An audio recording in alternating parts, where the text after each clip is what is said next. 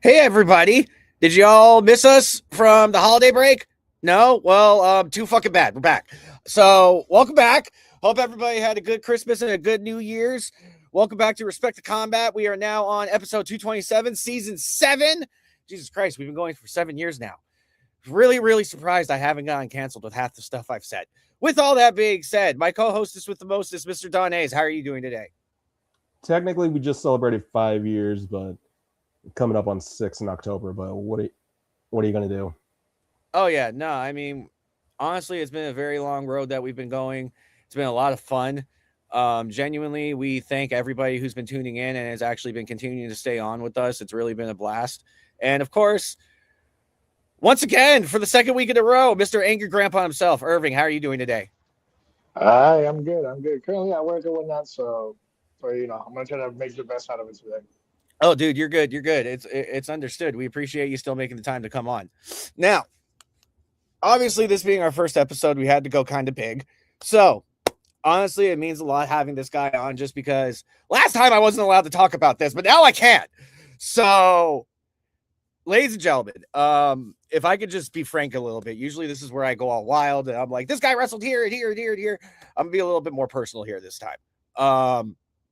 This guy has genuinely been looking out for me from the beginning since I got hired.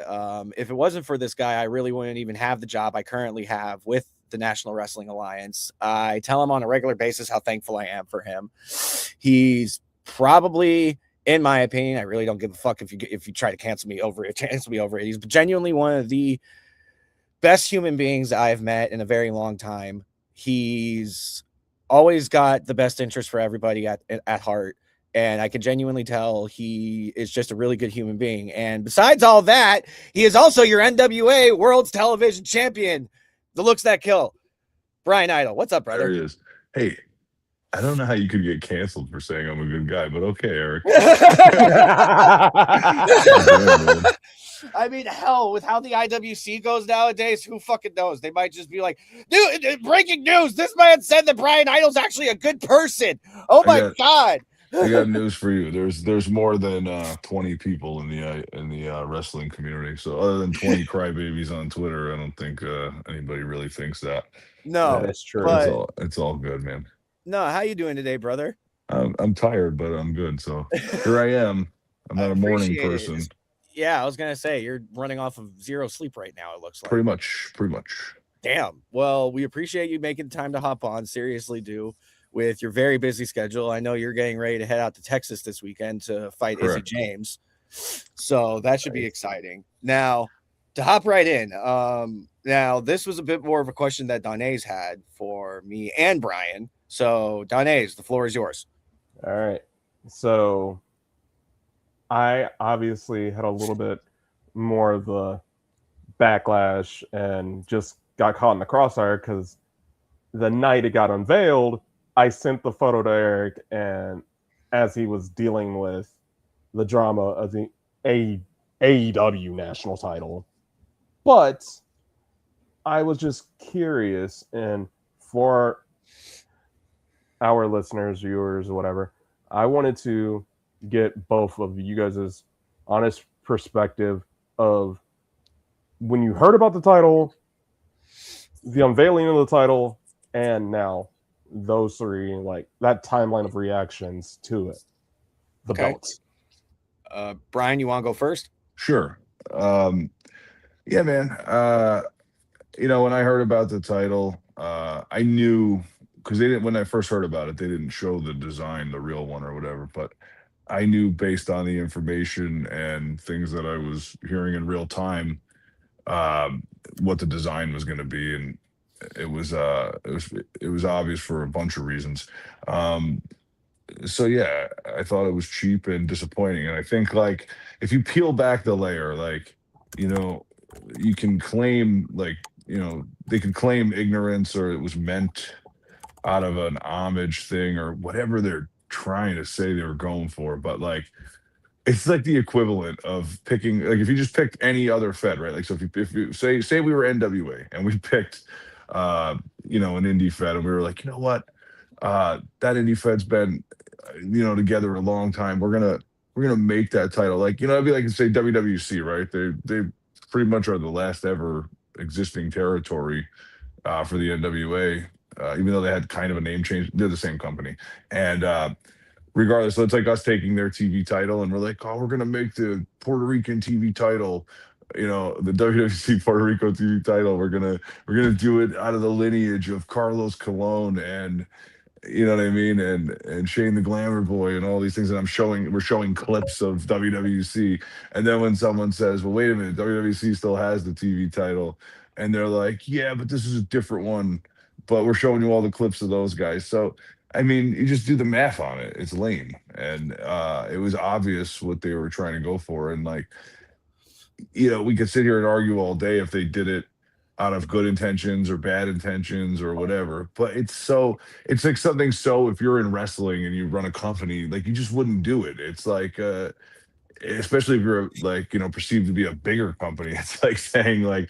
okay, we just want to make what you have irrelevant. And I mean, I don't know how anybody could get behind that and think that that's okay. And I mean, I guess when you get into the fans part of it, they don't know any better or care, and they're loyal to the brands they're loyal to. You know what I mean? There's people that will, uh, you know, run people over with their car if they say Coke is better than Pepsi or vice versa. So I mean, brand loyalty is a human condition, and I mean, I get it, but it doesn't make me wrong for pointing out the obvious, and it doesn't make someone else right because they like something better. I mean, I think the facts of what it is and what happened speak for themselves as far as I don't know if you want to call it the right or wrong, or just is it a shitty thing to do or not, you know? 100%. I definitely agree a lot with what Brian just said. So obviously, Don A's, you know how I felt when I initially heard, and when I initially heard it, I was like, okay, cool. But then when I read the press release and I saw that they were claiming for it to have lineage connected to the NWA national title, that's where I was like, okay, wait a minute, hold up. I'm like, that I just know is false. And that's when, I initially sent over the press release. I'm like, hey guys, did you know anything about this? And that's when it became a whole thing. And look, I understand everyone's got their opinion. Everyone has their say. And like Brian said, their brand loyalty. However, what I've been learning over the last few months is that there's a difference between actually understanding how the business works and then being a fan. And when you have no form of partnership with a company currently, like right now, where AEW does not have a current partnership with NWA At all, you cannot just throw out there like, oh yeah, this title we're making, it's connected to the NWA. How? We don't know, but it's connected. But then here's my other shtick is like, they've booked it terribly. And it almost feels like now that they kind of just made the title to put a title on Ricochet. Like, I'm not trying to diss Ricochet by saying that, but Don A is correct me if I'm wrong. Has that title been defended on AEW TV since he won it at Full Gear? Nope. Thank you, Trico. And I was going to even say it. Which, by the way, what's up, Trico? I was going to add another layer. The only one of the three titles that are in question, the AEW National title, the AEW Continental title / Unified title, and the I don't even know what's AEW going National on title that have been defended. I don't even. I think they just got rid of the Unified title now. Like, that's the other thing. It's like, that's okay, my point. Yeah, it's that like, okay, so, and that's kind of also where I was going to go into, because it's like, okay, so let me get this straight. So you brought in the national title to take over the regime of the international title because of the fact that was unified with the Continental title. Now you separated the international and Continental title, and now the international title is currently held by Okada. So now the international and the national title are basically the same title. And yet the one that's been defended the most since Full Gear is the Continental title. Because Mox just put it in a random eliminator match, like what, this week? All right. Well, I mean, like you said, you can get into the booking of all that and whatever, but like, let's go back to the whole concept. So Eric pointed out they made a press release, and then funny enough, after I would probably take credit for it, and say after I made all the noise about it, what did they do? They changed the press release. They took all the NWA stuff out of it, which I don't know I don't know how anybody else would see that, but that would show me right there as an ultimate admission of guilt. And if you're going back and changing, so if you had this whole thing that you planned and you think it was so on the up and up, and then someone like me calls it out, and then you go, oh my god, let's take all the NWA stuff out of it. And then furthermore, Tony Khan did what I would call the ultimate PR move on his end, which he's really good at doing. He did call Billy, and that was like the first time in 4 years. And he inferred as if Billy gave him a blessing or a permission. Now, I'm not going to get into the specifics of the phone call as I know them. I'm just going to say that didn't happen. He didn't give him any kind of blessing or okay to do it. But whatever. I mean, it was already done. So it's like, what was he going to say? You know what I'm saying? Like, what are you going to tell him? I'm not okay with it. Okay, cool. Well, we still have the title, so F you. You know what I'm saying? Like, it was dumb. It was already done. And again, we can get into the reasons why they did it, but I mean, I can't say for sure what the logic is. I gave my opinion on what it is. And I also think it's funny, I got a lot of heat for saying what I think the legacy of the product was. And, I think the funniest part about it to me is I don't watch it every week. I don't watch it at all, in fact. And so the things that I pointed out are the moments in time of that company that I've caught. You know what I mean? And like somebody pointed out to me, they're like, well, Nick Gage wrestled for the company one time. And I'm like, yeah, but I remember it. I actually watched that. And I remember thinking, what am I watching? And then, funny enough, the whole pizza cutter thing happens and it cuts to a commercial and there's a pizza thing. So yeah, that's a standout moment in the company history. Like, if you can't tell me when I describe it as quickly as that if you've ever watched AEW, you don't know what I'm talking about. Everybody knows that moment that's a fan of that thing. And so I don't think I'm crazy in the descriptors I use. Maybe not chronologically accurate or to the moment savvy to the product, but I don't think it negates what I said either. And I think the funniest part about it was, it really hit home with some people, and I think that's funny. Like, I'm like, okay, like, first of all, what do you care about what my opinion is? That's just my opinion. Secondly, what would you want me to say? Something pleasant? Like, let's go back to the bottom line of what I think. I think it was thievery in the first place, and I'll never not think that. So I'm saying, like, you're asking me to compliment somebody who's committing thievery. So I just don't get the logic of people. You know what I'm saying? It's like when someone does something wrong to you, it's probably okay to curse them out. It's probably okay to tell them they suck. It's probably okay to tell them why they're wrong. I can't imagine when someone blatantly disrespects you that you're like, show me the human being. Seriously, are we talking Gandhi that's going to sit there and be like, well, everything you guys do is so great. You're a great guy. I'm just totally shocked. And it's okay because you're great. Like, it's just stupid. It's like, yeah, so what? I made fun of it and said, like, this is what you're good at. Stick to that. Don't try to claim, the excellence of the past. And that's the thing, dude. I think we as the NWA, at times, have to uphold that legacy. And there's things that any company does, and I think it would go for any of the, let's say like WWE's been a very long running company. I would say there's moments in their history that don't necessarily match up to the highest moments that were previously had. So I think everybody struggles with that. You know what I mean? So all that said, my whole point is, what did I say that was inaccurate? You know what I mean? Exactly. So, No, you're completely 100% right. And that is what it is. Yeah, it really at this point, it is what it is. I mean, what I find even funnier is that whole press release kind of ended up making Mondo more relevant. Like, that was the funniest part of the whole thing. Here's the real reality. Anytime that title's mentioned, they're talking about our title at the same time. So Yeah. I hope it was worth the vig for AEW. Oh yeah. And again, there's a lot of wrestlers there that I think are fantastic, and I don't have anything against particularly anybody there. So I don't really. It's like whatever, man. And it gets into.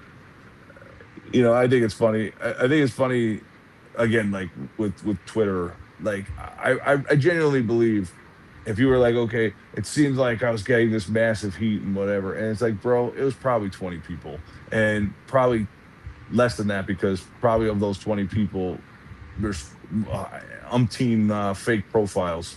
It's Oh the yeah. same burners, and other than a couple of wrestlers that aren't in AEW, which is even funnier. Which then you have to go into what people's motives are. Why are there non AEW wrestlers like trying to take stabs at me? Like what? That goes into my whole point. Like, what are you trying to do? You're trying to get a contract from Tony Khan. I'm saying that's the level of desperation you're at in your own career that you're like, you know what? Let me go after this guy because I don't like his opinion. I'll defend a brand that I don't get paid by. Like, it's so stupid. It's like, I said it on the Good Brothers podcast. Like, there's levels to this thing. You can mock any wrestling company you want, or you can say this sucks or this is good, or like at the bottom line is I would love to know the actual statistics of what wrestlers are signed to actual contracts, and I would love to know the percentage of that, and I would love to know the percentage of those that aren't signed to actual contracts that talk bad about companies that give out actual contracts. You know what I mean? Oh It yeah. really shows the reality of who's who, and I think there's levels to it, and that's what I said on the Good Brothers podcast. I said, you have to be on a certain level to even open your mouth and gain credibility. Now that doesn't mean you can't gain credibility on Twitter with people that don't like me, or like I said, 20 fans or 10 fans with 50 burner accounts. Like, cool, like you're the king of, you won your Twitter world today, but does it really matter? And did you really prove a point? And are you really, which led to my next fun tweets of like, I asked those dudes, did they get signed? You know what the answer was? They didn't get signed. Yeah. So that's it. That's my point. Oh, I get it 100%. Now, I guess to leeway away from this and more so into NWA. Mhm. Now, I not even just personally saying this, but my podcast partners as well have been watching Power, and they're talking about how the product is progressing week by week. So I'd say right now, NWA is on a steamroll path that we're just going to continue getting better and better and better. And I mean, I hate to say it, but I wouldn't be surprised if by the end of 2026 or beginning of 2027, we're right back up there where we were. And I say that confidently because I know we have a strong roster. We genuinely do. I mean, if you haven't watched, go watch Power on Roku. You're seriously missing out. It's the only fucking program online right now that you can watch for free. Not doing a diss at WWE, but I'm sorry, it's like $100 a month to watch all their programming right now. Like, that's expensive. I got bills to Well, pay. totally free on Roku. You don't even have to really make an account if you don't want to. So it's You like don't. it's You it's literally just have totally to download it. That's it. yeah. Which I want to chime in there. Like, it gets crazy. Like, I laugh at people when they're like, someone will say about me, TV champion, and they don't even have TV. It's like, bro, we're in 2026. Roku is TV. There's on the platform of Roku on a daily basis is like something like 82 million viewers. It's like, I'm not saying they're all watching NWA, but I'm saying that's who's on the platform. So there are millions and millions of viewers to access there. So we are not like buried on some back channel or like, some half cooked Roku thing. We're like on their main sports channel. Yes. We share programming with like the Rich Eisen show, and I've seen like, Major League Baseball games and other, like pretty big deal things happen on that channel. So it's like, you know, it's just crazy to me when someone tries to downplay that. And so as far as you said with the product, Eric, like, look, our roster, there's probably 15 or 20 that could stand up in any Fed as the main players, and I don't think anybody would feel a difference. And like I said, I think that goes like for each Fed. I think they have their people that they could be anywhere. They're all good. You're just a certain level of pro, which is great. So I think the program is evolving, and I think they're I don't control how all that happens, but I'm saying like as a collective, I think we're doing what we can to put on the best of what we got, and we're kind of it's like you said, we're on an uptrend. We're evolving for the better, we're growing for the better, and just time will tell how big it gets or doesn't get, whatever. But I think the bottom line is it's if you like wrestling, it's worth checking out. It's not like super low budget, and it's not super big investment time wise. So there's no reason for someone to not to watch it and say, hey, let's give it a look and see what's going on. And it's not insultingly bad where the wrestling is like substandard in ring. So I just somebody might not like the storylines, or they might not like uh the presentation or whatever. That's a whole that's things people can criticize and argue, and that's what fans should do, and they should have opinions and whatever. But from our end, on the back end, if you're like, okay, are you trying to sell people garbage, or are you trying to sell people a legitimate product? I think we're selling a legitimate product, and I think the standard is very good when it comes to the in-ring, and it's getting a lot better when it comes to the production and all this. So I think it's at a very acceptable level for today's day and age. And I think it's kind of fun because I think it's a little bit more, I don't know how to say it. Like, I feel like it's just straightforward and a Mhm. little bit I don't know, more classic, right? Like, it's just not the exact thing that everybody else is doing right now. Oh yeah, And so it's kind of a throwback almost, which is really cool, I think, because it's variety. I completely agree. And I think one of the other things that really makes the NWA stand out from other promotions right now is the territory system, because that was something that used to be a thing back in, the 70s and 80s before, well, Vince McMahon did what he did. Right. And I like that because it's almost like a throwback to the good old, well, I don't want to say the good old days, but it's a You're throwback right. to, it was a throwback to all of that. And I mean, then because with then the territories, then you got all the talent from all of those promotions too. Right, coming in, and that's you see a lot of those guys pop up on TV, and they're putting other guys over, and uh, here's what I could say about that too. The territory master plan is still underway. I think it got a little backburnered for the speed that we came up with, the speed that we came up on the Roku deal with, and as far as getting all our ducks in a row with that, we had to shift some focus and shift some things. And I would expect there to be more territories, and I would expect there to be more integration with the territories, and I would expect there to be more integration with the territories and NWA in the programming. So it's pretty exciting in that regard if you're a true wrestling fan, because you're going to get to see more people that you might not know, and then you might like them, or you might just like watching them getting beat up. I don't think there's anything wrong with having jobber type people on programming, getting beat up by bigger, better wrestlers.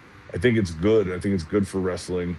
And it's not like all the other companies haven't done it. Like, people do it. They bring in talent from the indies or whatever, and then they go against their talent, and guess who wins? So I don't think we're doing anything crazy, but I think the territories is really cool because it's pretty much all our pipeline, and that's Mhm. where we're drawing from, which is good because you don't just have a journeyman coming in hoping to land a spot. You have people that are already in the system that we're already familiar with, and we know who they are when they get there, and then they're trying to crack through the main roster and get in there. And I think it just creates a higher level of competition and a more well-rounded product in the vein of what we're doing. So I like that we've created, I give Billy a lot of credit, man. He's made it its own culture in the face of people saying that that's impossible or it's not going to work or whatever. And again, I don't think we've peaked on the territory system. In fact, I think it's just started to get rolling because we were moving really fast with it. Roku came, and it's like, well, we got to really focus on this right now. and now we're starting to level out there. And we're like, okay, we're steering the ship here. So Mhm. now let's put our focus back on the territory and start tightening that whole thing and maybe expanding it. And I think that's what we're going for. And Oh yeah. you may see territories come and go, and that's the name of the game too. Like, there's a million and one reasons why that can happen, and I don't necessarily think it's a bad thing. So, um, it's an ever going process, and it's evolving, and it's we're making changes, we're making things, but again, the essential concept of the pipeline territory, the territory, it's a pipeline within our company, that it's our own ecosystem. And that's, again, building that culture and creating that is not only ambitious but awesome to actually have accomplished at some level. So really, Completely really agree. proud of that whole thing. Oh yeah, no, I completely agree. And I personally like the territory system just because besides working in it, you guys know I'm a wrestling fan, obviously. And so I mean that's just more content I get to watch. And speaking of content, you, like I said at the beginning of the podcast, have a match tomorrow against Izzy, Right. where you might be coming home with 2 belts.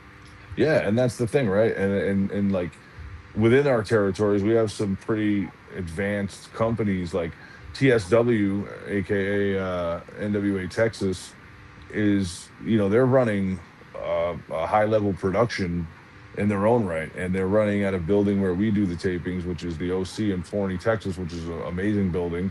So all the nuts and bolts of everything are there, like, and so you're going to get a matchup that you necessarily wouldn't get. Like, well, I've never wrestled Izzy James before, and I'm saying I don't think it would be likely that it would happen on the actual NWA programming, because there's only a finite number of times I can be on there. And Right. so it's like, obviously there's bigger, better stuff going on, but nonetheless, this is pretty cool because this is a championship that's the championship of the territory, and that's been getting defended all over Texas and other places. So now I get to have a shot at that. He gets a shot at the TV title. Somebody's going home with titles. Right. So it's it's pretty cool. So I'm saying that's, who knows, man. Izzy James could show up as the TV champion, and somebody else might not like that, but they might be like, wow, that belt jumps around, and look at this is happening, and the possibility for that at least is really cool. So I mean, my whole thing is just, you could not like NWA or what we're doing, but I think somebody to pretend that it's not going pretty well and that we aren't self-sustaining in a very cool way, they would just be in denial. So Oh yeah. uh that was probably the most entertaining thing of, like, when people were outwardly shitting on it to get at me, is the actual denial of what has already transpired with the company and what is already happening. And the talking points are to shit talk past wrestlers or shit talk me.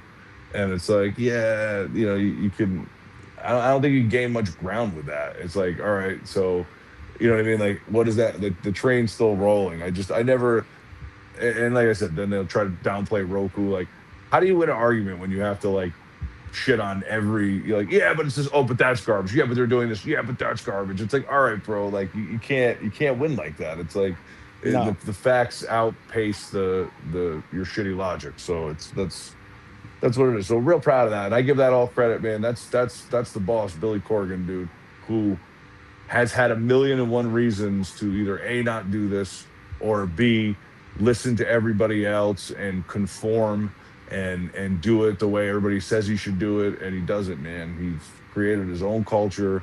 He doesn't take any bullshit, and we do it our way, and it's his way, and it's fantastic to be. That's why I love the NWA, and it's like, I'm not just saying it. Like, first of all, I've been around a long time, and I'm saying, like, I can tell you this: it's extremely rewarding when someone believes in you, the person, and then believes in you, the product, and that all comes together. And then on top of that, you believe in them. So it's like, I said it, in those tweets, and I wasn't just saying it to be cool. I don't think of things like, oh, I can't say this about another company, or I can't do this because I'm burning bridges. Like, I don't give a shit. Like, there are no bridges to me. Like, this is where I want to be. This is where I want to wrestle. And I'm telling you, I don't care who comes knocking. It's like it wouldn't change my current status. I'm happy here. I want to be here. I choose to be here. I believe in what we're doing, and you know, it doesn't mean. And when I say that, like, I'm not delusional either. Like, I'm not like, oh well, we're gonna overtake, you know, WWE, the biggest wrestling company in the world. I don't think that. But I think we've created a culture of something, and we like WWE, and they work with us. And I'm saying, but I think we've created a culture of something that's like, you know, a link to the past, but in a modern day medium, and we're doing it our way. And like I said, so because of that mission statement and that mindset, I'm all in on the product, man. Like I don't care about going anywhere else, and I'm extremely loyal to the NWA, and I think it's awesome. Like I totally rep it for what it is. And the funniest part about that is probably like when if you went back and you asked me, like, in wrestling history, like how much of the NWA is my favorite or I love or whatever, not a whole lot of it. You know what I'm saying? I was not a big NWA watcher, and I wasn't even a big watcher before I got in it in the modern era. So Right. I mean, I just have all these thoughts and opinions based on my time in there and how it went for me and how I feel, and I, like I said, I'm thrilled about it all. And so and I think I just love you know, we do it our way and we don't take any bullshit. And that's, again, that's the boss man driving the train. He just doesn't care. And I love that. Oh, 100%. And one territory in particular that I've also noticed that their content quality has been going up heavily is New Mexico. And I gotta give credit to them also, because I know that they've had a big part in it. Pollo has been doing amazing work on his end with not just NWA, but with helping with trying to get the territories more accentuated.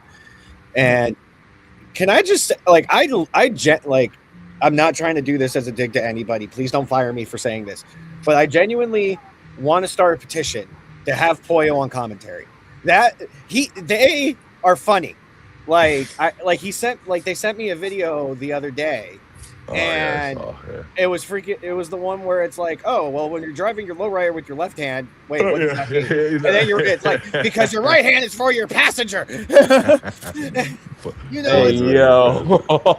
like It was little a great, stuff like that is hilarious. and also even more funny when it's coming from a 6 foot something drag queen.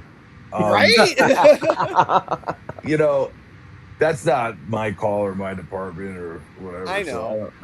So I can't have any say in that. But yeah, I wouldn't complain about it. And I think Pollo does very well on the commentary for NWA New Mexico. And again, so that's you know, like if we're going behind the scenes here, I think that's why the territories are cool.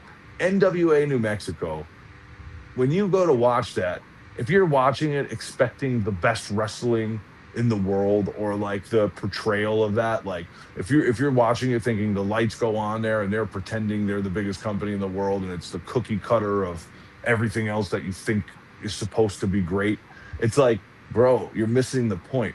NWA New Mexico is like legitimately the wild west. Like their main baby face is a bum. He's an actual hobo. And I'm saying it's not a gimmick in the fact that his rapport with the crowd is unlike anything I've ever seen. Imagine the first time I ever went to that company, and I'm standing in the ring, and they're like, "Yeah, you're wrestling Hobo Hank," and I'm saying, "This is me, a guy who's been all over the place. I've seen it all, and I've been in the ring with some of the biggest names in the world. I mean, we could sit here and run down my resume. It's legit. It's huge." And you know, if we were dropping a name, I don't know, the Hardy Boys, I don't know, Goldust, whatever, blah blah blah. Been in the ring with all these people. I'm standing there in this New Mexico Fed in this club that's holding, I don't know, 400 people.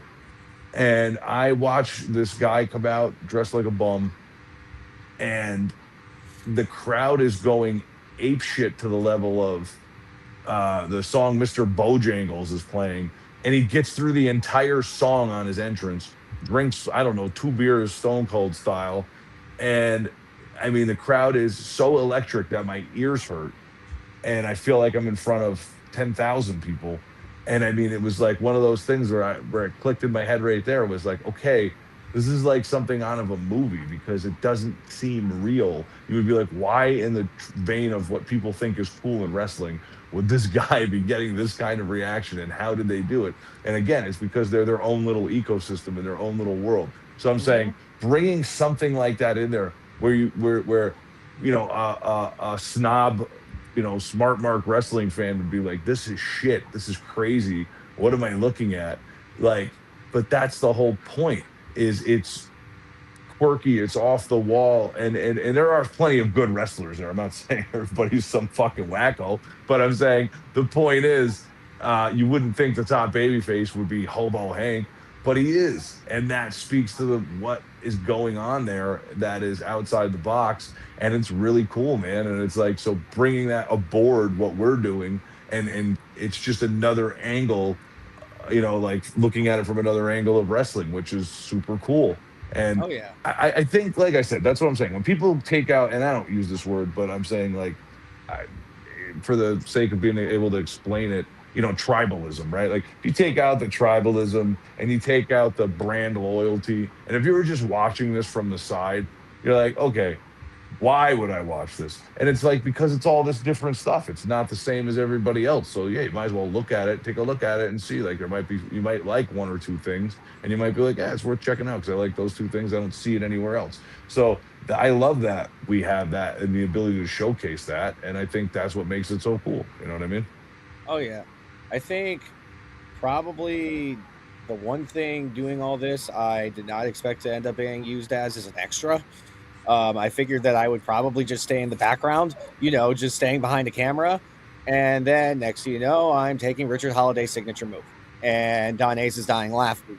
Don Ace still gives me shit for it because he's like, ha ha. Just because he was teasing me the whole time, like, don't take Richard Holliday's signature move. Don't get stuck doing that.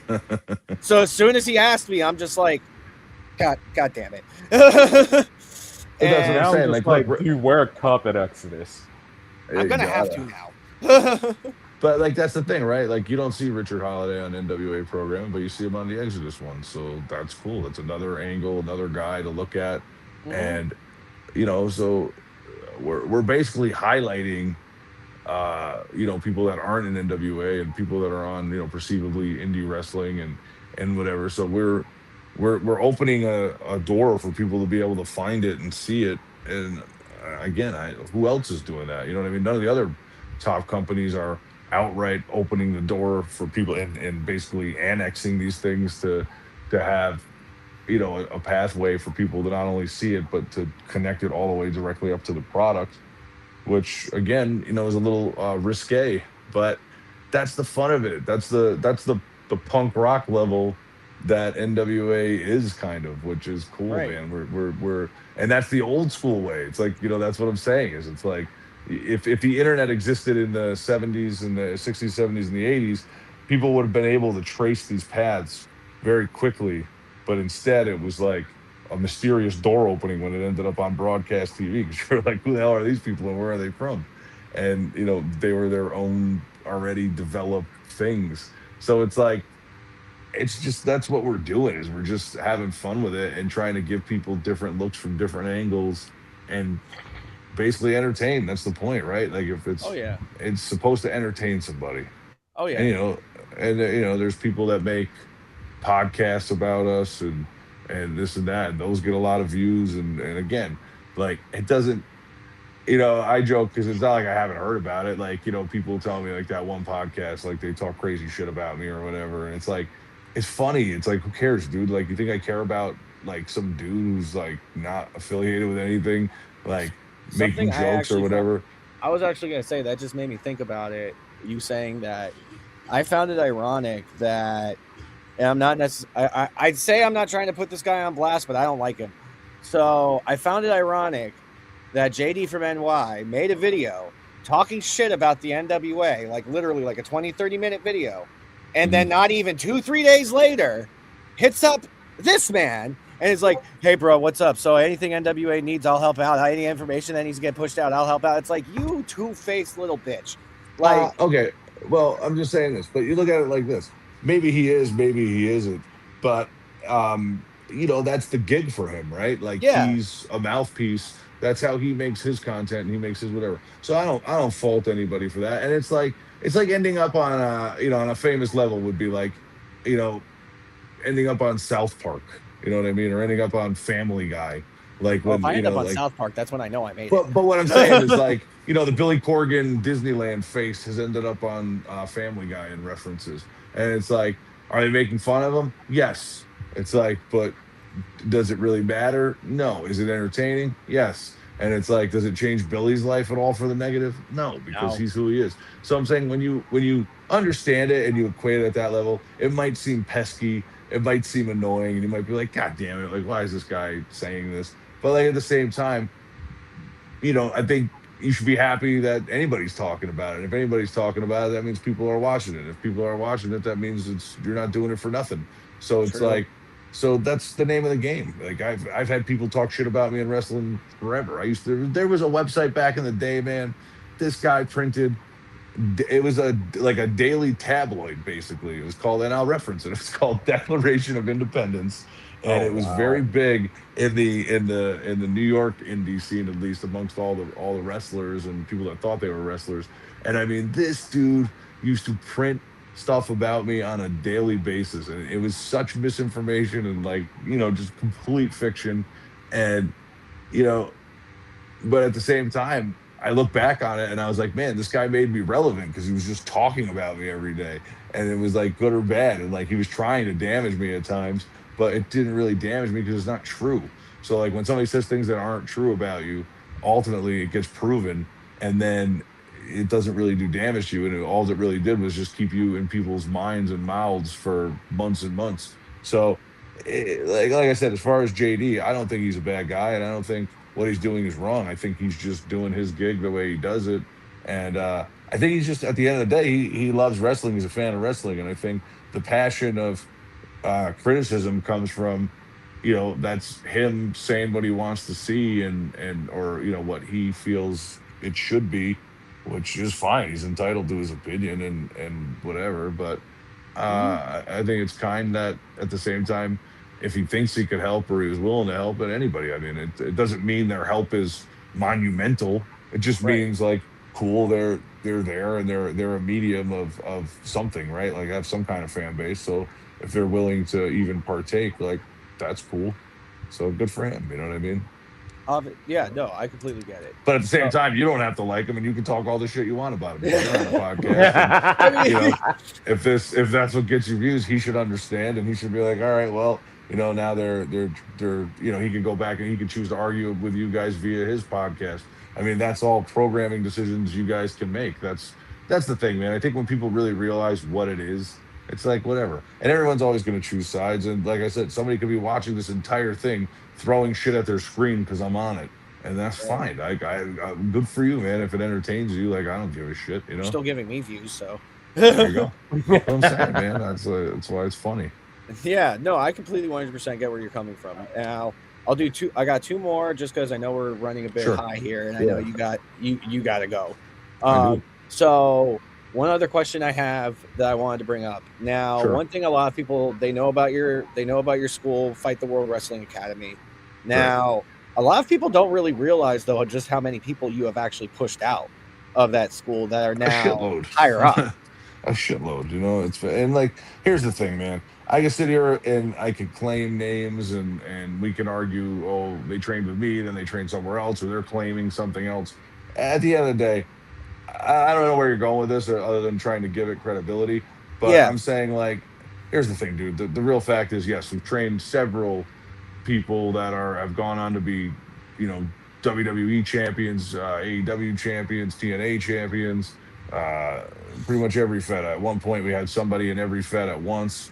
And again, it's not just me training people. That's the other thing I like when people try to shit talk me. They try to shit talk the school, and it's like, so you're going to shit talk the credentials of Natalia Markova. You're going to shit talk the credentials of Mike Mondo. Which, if you know anything about wrestling, this dude's run so deep all the way back to Ohio Valley and his WWE days, and is regarded and always has been regarded as like a fantastic mind in wrestling and descendant of even legendary minds of wrestling.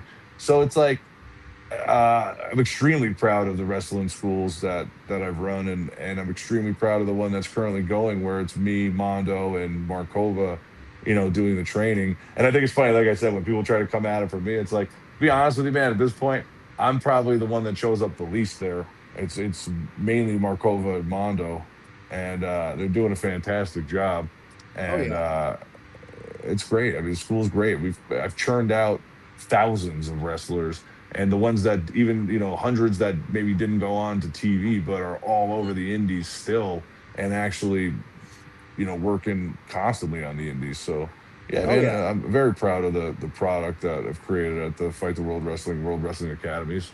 And people forget I also ran the WWN school, which was Evolve and eventually WWE, and I was the one who had the most success running that, and I started it. So uh, we've definitely trained, like I said, collectively between those two schools, which are the only two schools I've ever run. We've trained a lot of people. Oh yeah, 100%. So the final question I have, and I actually just thought about this because typically the final question is usually like, "Oh, well, you're traveling, doing this. What's your food order?" Well, you live in Florida, so I know Floridians have a very specific thing. What's your pub sub order? Actually, I don't eat those. So Wait, I couldn't really? tell you. Yeah, man. Couldn't tell Damn. you. Sorry, man. I don't. Not huge on the pub sub, and I don't eat really sandwiches in general. Okay. And so yeah, not my go-to thing, man. If I was Well- gonna eat something with bread in it, it would be a hamburger.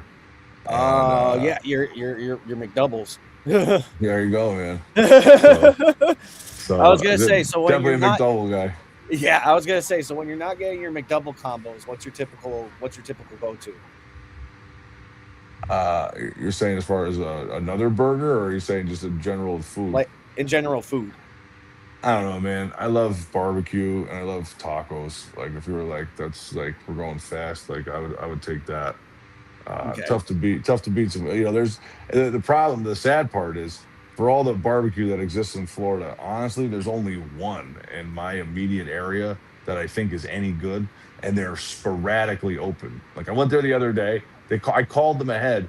I was watching the football games last weekend, and I called ahead and I said, "What time you guys close?" And they said 8 o'clock. So you know what I said to myself? I bet you they're going to close early.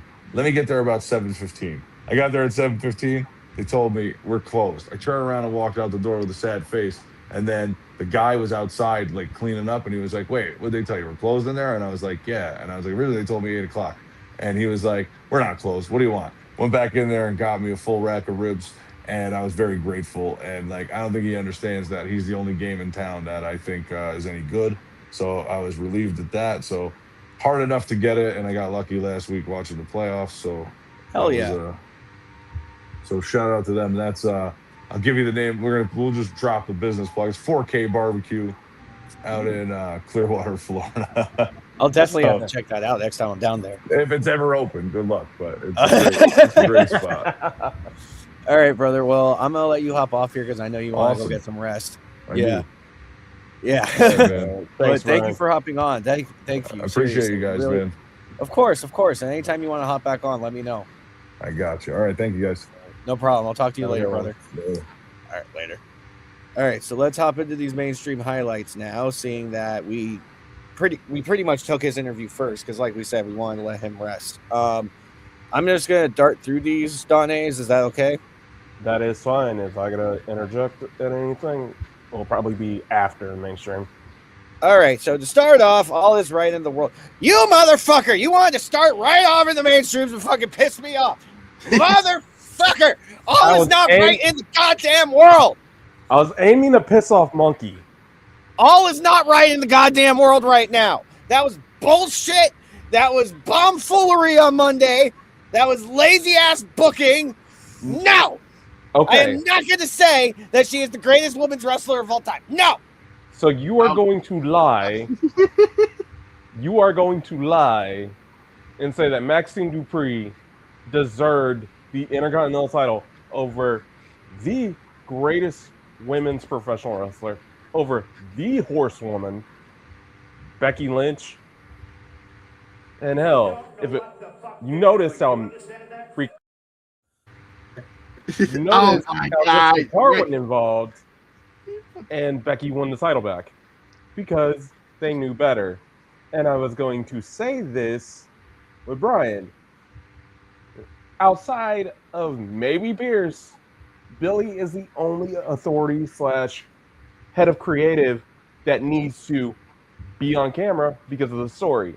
Pierce needed to bring his bald ass on camera and make things right, and he didn't. Now! Now! Becky had to do it on her own, and she did it. No, it's bullshit. No, Maxine? it is the No, right it's thing. bullshit. It is bullshit. The right thing. No, it Now is not the right thing. It is bullshit. The only reason why you're kissing ass right now is because you don't want Becky Lynch to make a fucking tweet about you. No. Yes. Becky is a saint. Yes, that's the exact Becky reason. Is a saint. Becky is a You saint. See? Becky is a saint. Kiss Trust ass. me. I am not a kiss ass. You are a Trico, dumbass. help me out here. You are a What? dumbass if you think Maxine was more focused on her honeymoon than retaining her title in her first defense. Now, that was her second defense, actually. Thank you very much. Of value. Of value. We all know nobody's better than Becky or on that level. Man, this motherfucker just wants to get. This motherfucker just wants to get tweeted.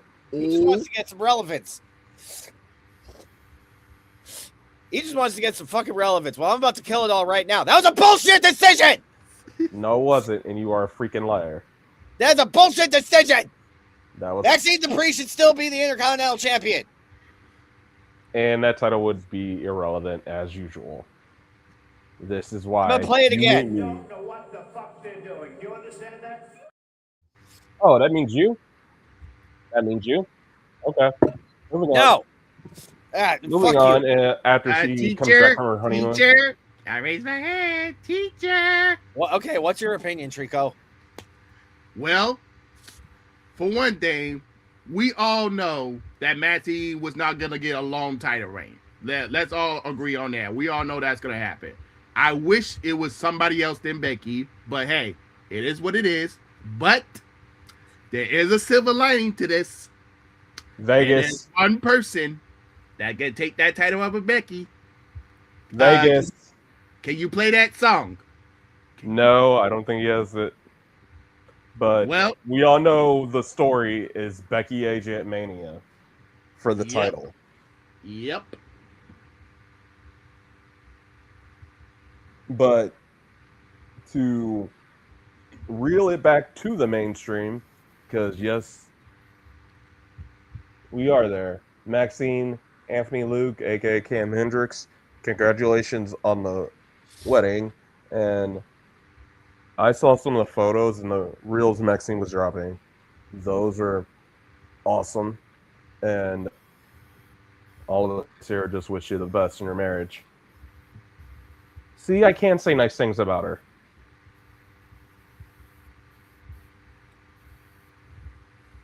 But now we get into the mainstream of what happened over the last 3 weeks while we were gone, with the Usos becoming 9-time World Tag Team Champions, and Austin Theory becoming a skinhead and joining the Vision in his return.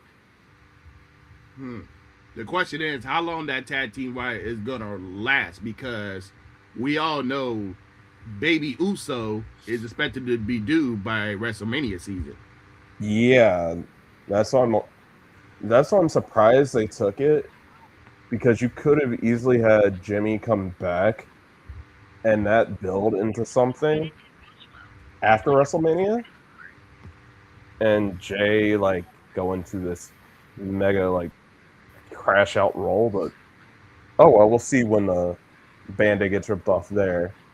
And obviously Penta returned from his injury, his shoulder injury, and is back helping Ray against the Vision. And then per Alvarez, Eric, I'm sorry I'm stealing your job a little bit. Per Alvarez, Piper's neck may force her into an early retirement. That's just sad. Yeah, because she was starting to gain a lot of just traction within the Herbis.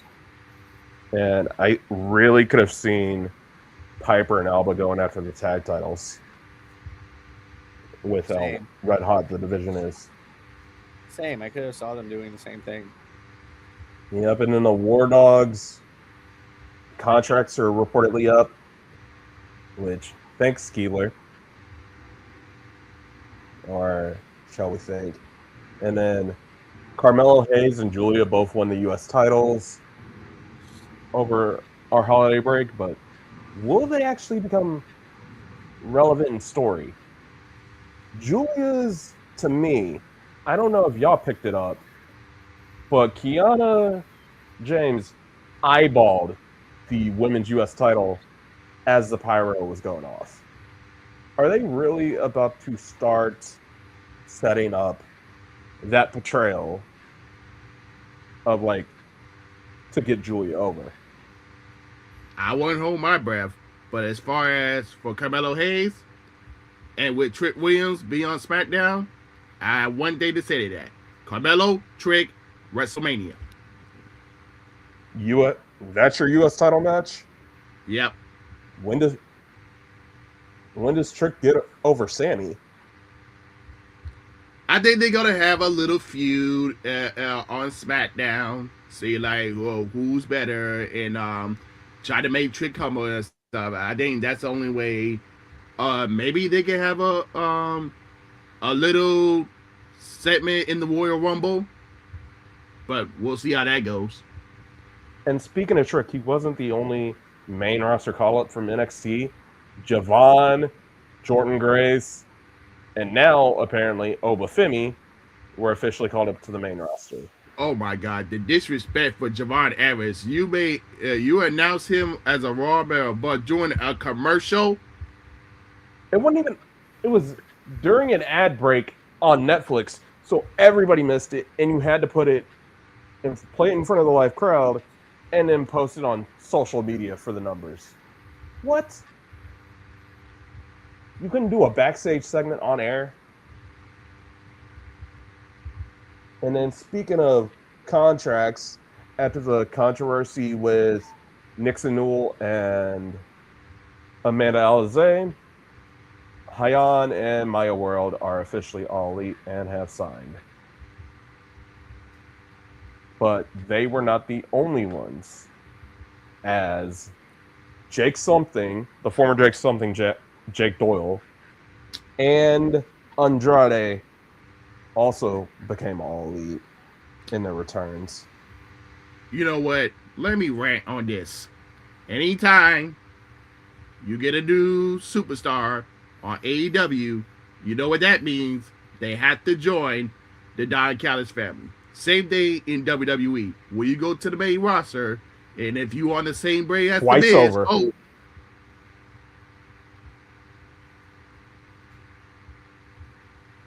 Oh my gosh. I so hate you. Thank God No, Trick it's is the a heel truth. right now. It's- Thank God it's Trick the is a heel right now. It's the truth. Like I Like, said, thank God Trick is a heel right now. But then again, even I think like a feud with Sammy will be higher profile for Trick, but I get the sentiment. It's always Trick or Sammy or Miz for new roster call-ups somehow, which is I don't know how I feel about it for them. But also, speaking of returns, Matt Cardona returned and officially signed with the WWE, as well as Randy Orton returned to the company on last week's SmackDown. And then, unfortunately, the injury bug continued for WWE on the holiday tour as both Michin and Dom suffered shoulder injuries. No confirmation of how long either are going to be out and the status of the Intercontinental title, but it is what it is. Yes. And then BFAB is under concussion protocol. And then this one I'm going to say because I'm very excited about it. WWE is officially always ready. I just said that, though. Fuck you. Matt Cardona's back. I wanted to say it. All right. And then also officially, Randy Orton did return last week on said that too. It did. Trick Williams, Javon Evans. Did you say all that? Yes. God damn it. Where are you? BDE. Okay, BDE has officially signed to TNA, and anyone that's trying to compare this to Logan Paul signing to WWE, it is completely two different scenarios. At least BDE actually trained to wrestle before he came in, and he doesn't shit on the wrestling business as a whole. He did an interview with Muscle Man Malcolm for the Sportster about his signing and how he still is taking advice almost as a younger brother to all of the Rascals and everybody through Revolver, even though he hates AJ Francis. A lot of where his prominence is on camera is AJ Francis, not Joe Alonzo. So y'all can just sit there and just cry about it. Yeah. Like, I could actually understand that from an extent because Bryan and Pollo have both basically taken me under their wing. And they've basically been showing me the ropes of like how to work things on the back end. And I mean, even to an extent, like Michael has taken me on the back end and trained me on how to do things like without even knowing. And the thing is that not just with wrestling, but just in life in general, people need to start understanding that when people are giving you advice and when people are giving you criticism, they're not doing it to attack you. They're not doing it to try to hold you back. They're doing it because they care about you, motherfucker. They're doing it because they have your best interest at heart. And like, that's why I said what I said about Bryan when he first came in was because like legitimately since I have gotten hired in, he's had my back. He's looked out for my best interest. He's always made sure that I'm not doing something to fuck up. And not just him, but Pollo also. And it's very sentimental. And it's really eye-opening to see like how there's certain people that genuinely care, and then there are certain people that are just here to collect a paycheck. And there's a fine line between the two, and you can genuinely tell the difference between the two types of people. You can tell who's actually here because they want to be here and because this is something they love to do. And I'm just here because I have a nice paycheck. Prime example of that, BDE and Logan Paul. BDE is wrestling because he's been a lifelong wrestling fan, made fucking content about it, and then he actually started training to wrestle, and he happens to be really fucking good at it. Yes. And he is. And then we have Logan Paul. And then we have Logan Paul, who basically just got paid a shit ton of money by WWE because they needed an influencer. I'll say that till I'm blue in the fucking face. There is a huge difference between BDE getting signed to TNA and Logan Paul getting signed to WWE. Yes. And it is a great 20-minute listen if you are one of those aspiring to get into the industry between him and Malcolm. And he talks about some of the advice he's even gotten from the Hardys and how they've gone to bat for him. And having that in your Rolodex as well as going through all the Rascals as older brothers, and then obviously his head coach is Sami Callihan. Oh yeah, like what I've learned also is like if you're willing to learn, they will teach you everything. Like they will literally be like, all right, sit down, Pipsqueak, and they will teach you everything. And they will become your new mentors. And I mean, even to an extent, like I wouldn't necessarily say that PB is a mentor, but like that's my boy now. Like me and him are cool. Like me and him are cool as fuck. Like that dude is cool as shit. He's one of the nicest dudes I've ever met. He has given me so much knowledge and so much information. And that man, if he is not, I'm going to say it right now. If that man is not signed to an NWA contract by the end of 2026, I will be shocked. Yeah. And it's mainly just because the dude's putting in the work. The man looks good in the ring. He looks good, period. Like he's cut down on weight. He got abs now. He got muscle. Like he making the ladies go, ooh. Like, okay. I've watched it. Oh, and Lord. And you know you're a fan of Pretty Boy, but remember you're married. I wait, hold on. I'm not going sexual with him, you fucking bark. And but I mean, there's a lot of people on the NWA. There's a lot of people coming into the NWA right now that have been off of radars for one reason or another that genuinely should have not been off of the radar. Like, for example, the Hardways, fucking Jack Vaughn and Dalton McKenzie. Those two are fucking Yes. monsters. Thigh slap. Yes, I had to say thigh slap because I mentioned Jack Vaughn. But Oh yes. then you got the Hex, Marty Bell and Allison Kay, who are two of the top female talent in the independents right now. I will happily and confidently say that. How are they not And- signed to a television company knowing there are a lot of women's tag team championships? Well, that's not going to be. And anyway, then you got, like we mentioned before, we got a guy like Damian Fenrir, where he's literally built like Tony Nese, where he's built like a fucking Greek god, but he could flip around like a cruiserweight. Like that match he had with Kerry Moran back on Tuesday was really fucking good. It genuinely was. Oh yes. Yeah, that was match of the night, hands down. I mean, all the matches were really good. Like the fucking meaty meat match between Mondo and Legursky, that was fucking. Oh my gosh. That was brutal. It looked painful. I'm surprised Mondo won that. But I'm surprised Mondo didn't throw out his back. Exactly with that finish.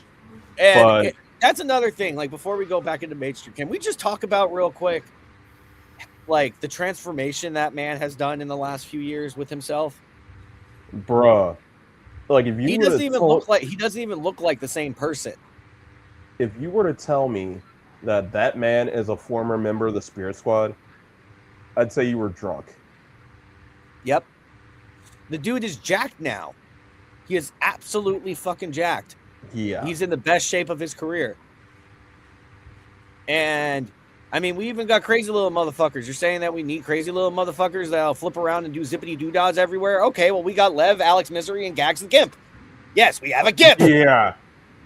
Yeah, that casket match was wild. Dude, that casket match was so much fun. Like, I just love the fact that, like, as soon as the bell rang, Aaron's like, nope, bye. Yeah, he ain't Like- won no part of that casket. Nah, unfortunately, he ended up in the casket. Okay, we're gonna not give you guys too many spoilers. We're gonna get you on Roku, and yes, it was me that Eric was Nah, talking about it's all earlier. live now. We put out the blog post every Thursday. So once all that shit's Alright. done, it doesn't matter. All But right. I mean, dude, that match was just so much fun. Like, that was a good way to accentuate the Lost. Like, seriously. Like, I'm not even trying to put over my job or anything, but like that was a really good accentuation of the Lost. Oh, of Like, course. that was a good way to show off what they can do. And let's hop back into the mainstream because we're already at the Hopping back hour into the mark. mainstreams, yes. Rhea Ripley and Io Okay. Sky are your new WWE Women's Tag Team Champions. I am not a fan of this. I am. Yeah. Come on, I you knew will that put was it like coming. this. I will put it like this: the singles divisions for the women on both brands, Raw and SmackDown, because they put the tag division so top heavy, are suffering right now. Because Stephanie and Jade, outside of what they're doing with Raquel, are directionless. And then obviously we just got out of, or we're still in, a heel versus heel feud for the US title. And after Becky gets done with AJ and Maxine, she's directionless for the time being. And if you want the women's tag team to be more relevant again, all the 6 teams that have been battling it out for the past couple of weeks, put them in the Chamber. elimination chamber. Yep. I knew where you were going. Chicago, I could see it happening.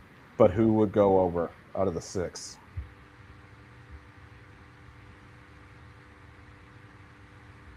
In your mind, who goes over?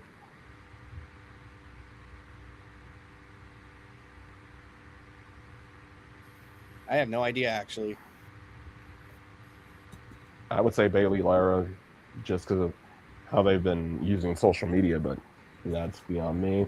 And then, as we were talking about with it, AMC, the AMC premiere of Impact is next Thursday, and apparently it's with Perez Hilton. That was not on my 2026 bingo card. You sent me the clip of him advertising, and I'm just like, wait, what? Okay. I guess we're getting celebrities from 10 years ago I didn't on even there. know he was a wrestling fan. Well, then again, he is Exactly. gay, so he probably likes seeing oiled up, sweaty men running around. Pause. And then the Sorry. thing that the second he reads it is going to send him into another aneurysm. Sorry, monkey. But WWE's main roster will be in Germany for the next 2 weeks. So Raw is going to be on earlier and SmackDown will be pre-recorded. Yep. Sorry. Now, just to go over some events that happened the last few weeks, we did have AEW World's End happen a couple of weeks ago. MJF is your new AEW World Heavyweight Champion. No, we have no idea where the fuck this is going. Then on another episode of Dynamite, we did see Willow Nightingale finally take out Mercedes Moné. Honestly, I love every second of this. It's the demise of the Monet. Hee hee. And Okay, let me stop you real quick right there. I wouldn't say that for sure. Just because that entire moment was a full circle moment for Willow's career. Because her biggest rival and the mountain she had to overcome was Mercedes. But her correct. entire AEW run has been more synonymous with it, along with Mercedes, stat. And she got a positive end to both of those stories for her in that one moment on New Year's Eve. Makes sense.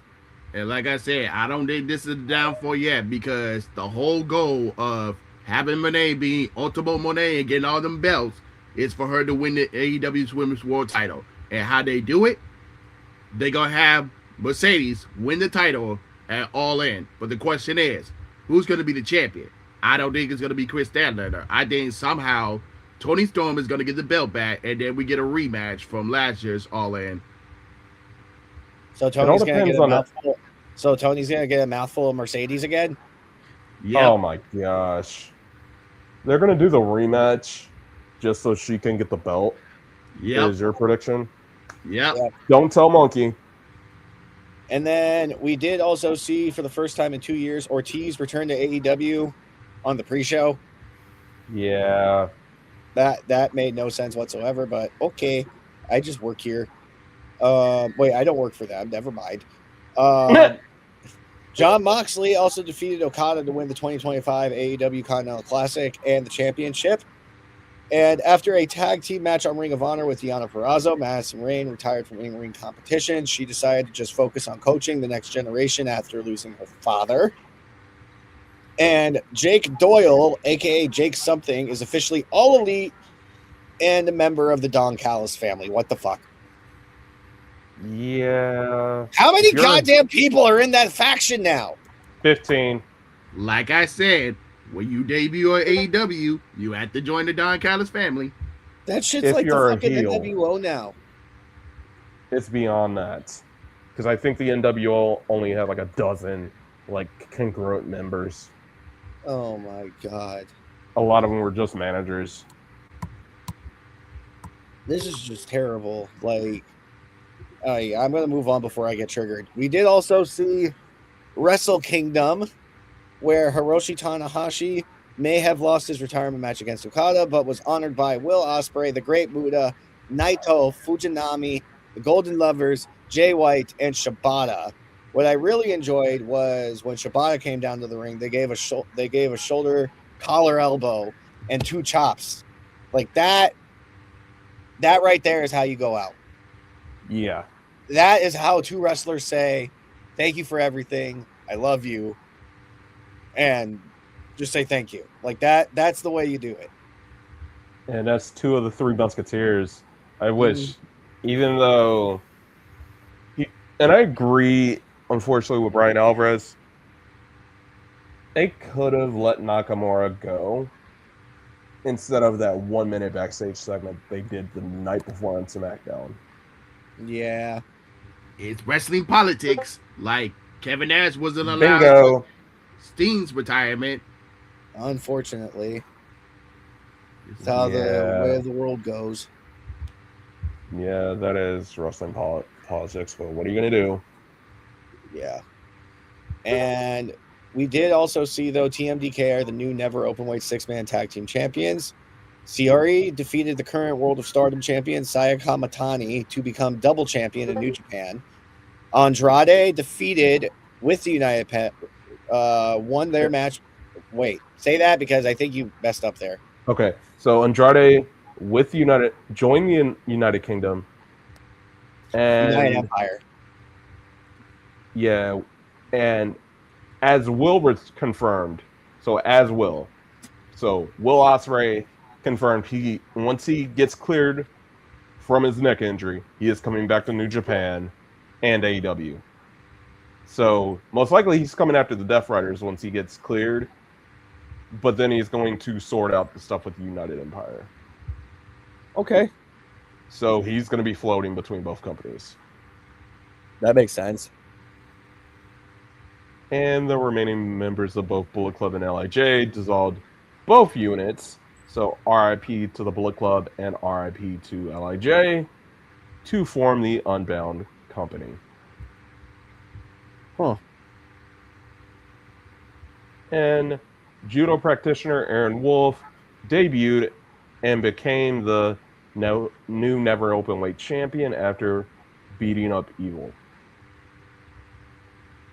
And in the co-main event of Wrestle Kingdom, Yota Tsuji tapped out with a Boston Crab Konosuke to Takeshita to win the IWGP World Heavyweight Championship, and then at New Year's Dash reverted the title back to its former glory to the IWGP Heavyweight Championship, the V4 version of the belts.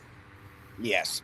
Now, the one that I'm going to go through quickly, just because I'm sorry, this was lazily booked. This was so lazily booked. NXT New Year's Eve. This is so lazily booked. So Izzy Dang is your NXT North American Women's Champion. Now, you're probably wondering how we got here. Well, this is how we got here. Apparently, there was going to be a title match between Thea Hale and Blake Monroe, and then randomly Blake Monroe jumped Thea Hale, which then Ava banned her from the arena randomly. I don't know. Apparently, other people are allowed to jump people anytime they fucking feel like, but if your name's Blake Monroe, then you get banned from the arena. And then Thea Hale came out with the title, asked for an open challenge. Out comes Izzy Dame, and Izzy Dame wins the title.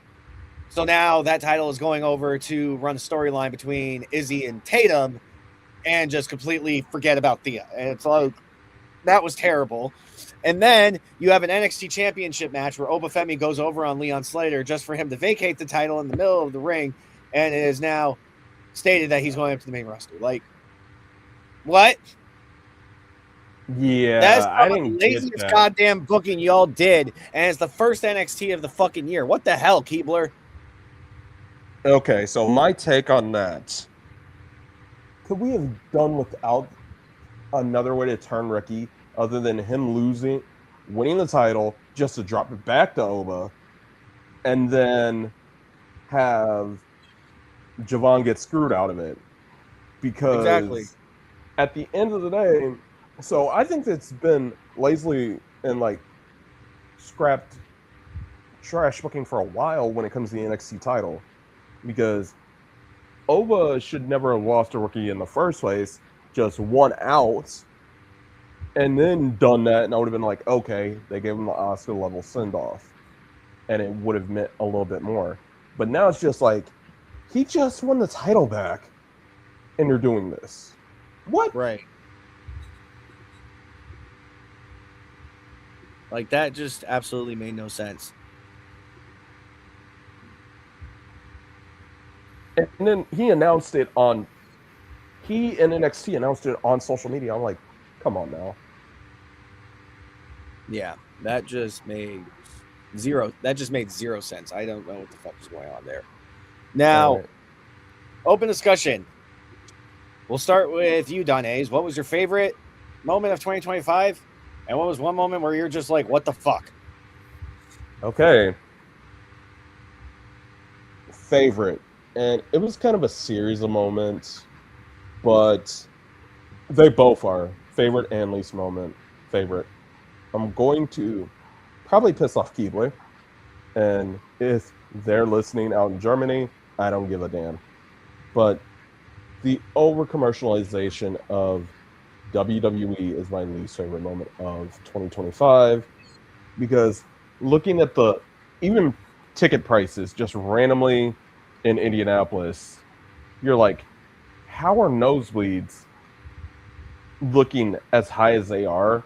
I don't care if it's like a March show over a month before Mania. That's over expensive because I get the sponsorships and the brand deals and all that, but it's just stupid. Mm-hmm. And then my favorite moment, which was another series of moments, actually involved the Never Seen 17 John Cena and really how much he put over on the next generation, how much over the course of his final year, he just wanted to put it over the next generation. Yes, I know Gunther got the last match, but his real last feud of his career was Dominic Mysterio, and then he put over he put over the women of the Judgment Day on top of putting over Dom in the match. Mm-hmm. And hell, even when Liv was talking about it on Stephanie's podcast, Cena said, "Thank you for allowing me to be a part of such a big moment in your career." So he was just humble about that. And on top of that, randomly popping up at Natty and TJ's gym and just saying, "Hey, when's your next class? I want to train with you guys. Not a specific special ring for me. I want to actually be a part of the class." And he just fed into information with that. And he was one of the guest coaches over at Bailey's Lovestone seminar. Right. So stuff like that, knowing how like this last year was all dedicated to John, and he took the time out to give back specifically to women's wrestling. What else can you say other than that? Mm-hmm. I get it. Trico.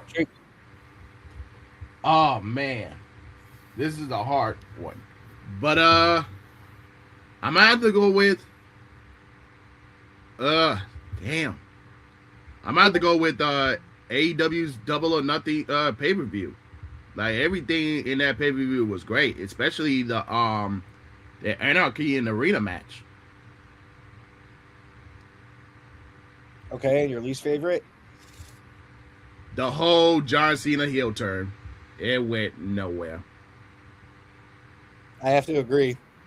It felt a little bland, to be honest. Like I tried being a fan of it, and I couldn't get behind it.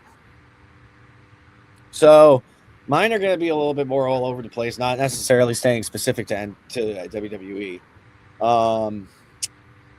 Favorite moment of 2025, honestly, was seeing TNA get that AMC deal. That was my favorite moment of 2025, just because I hate to say it, but they deserve it. Like, they really do deserve it. They've been putting in the work recently. They've been pushing out exponential numbers with their pay-per-views, going way beyond what people expected them to do. And I think them being on AMC is going to do really good things for them. I really do. I think it's going to get more eyes on the product. I think it's going to give them more options with storytelling. And I just think it's going to be really good for them.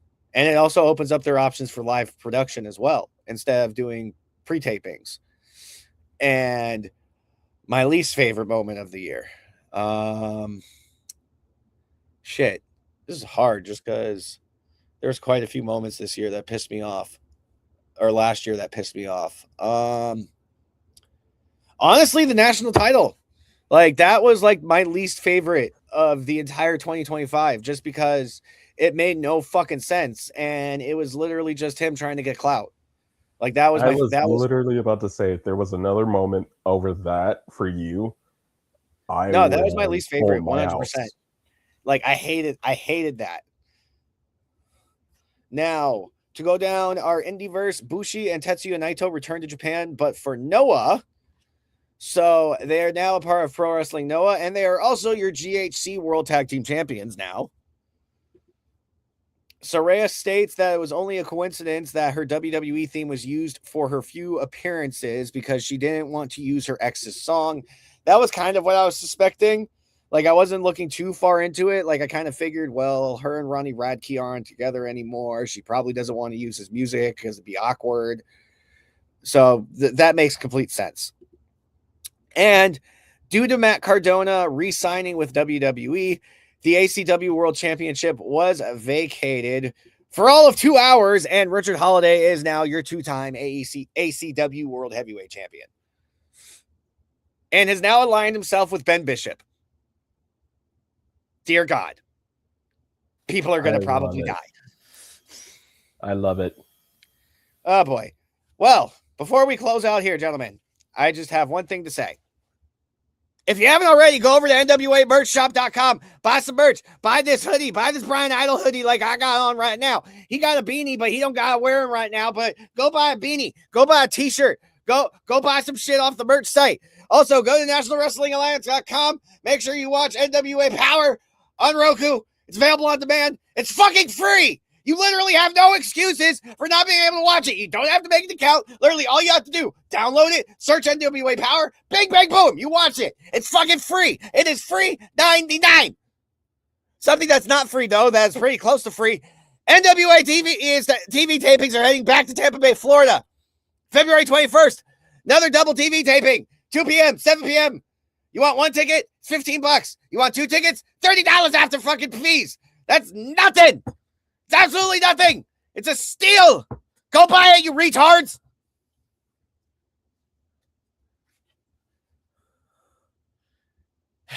Anything you guys want to add on to that?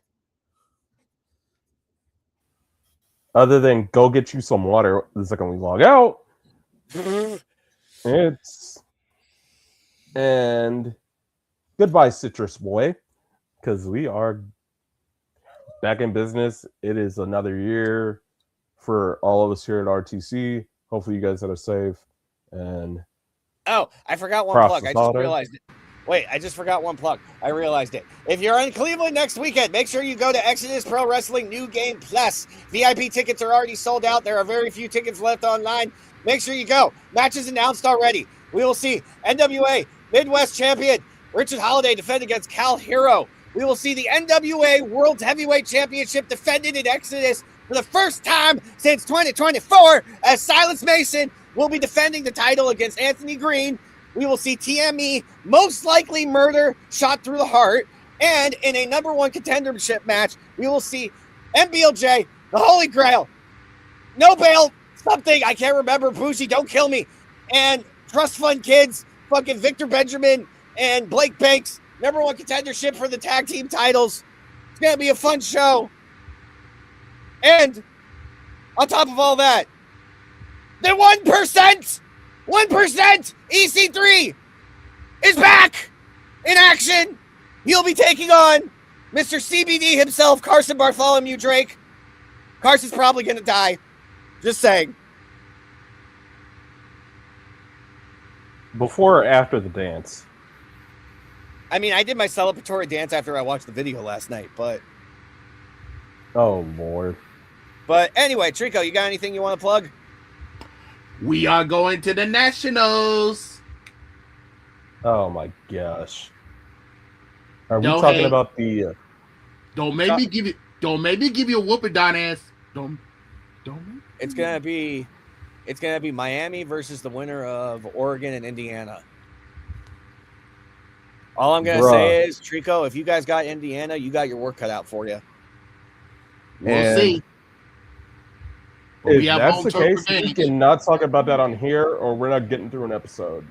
All right, y'all. That's all I'm gonna say.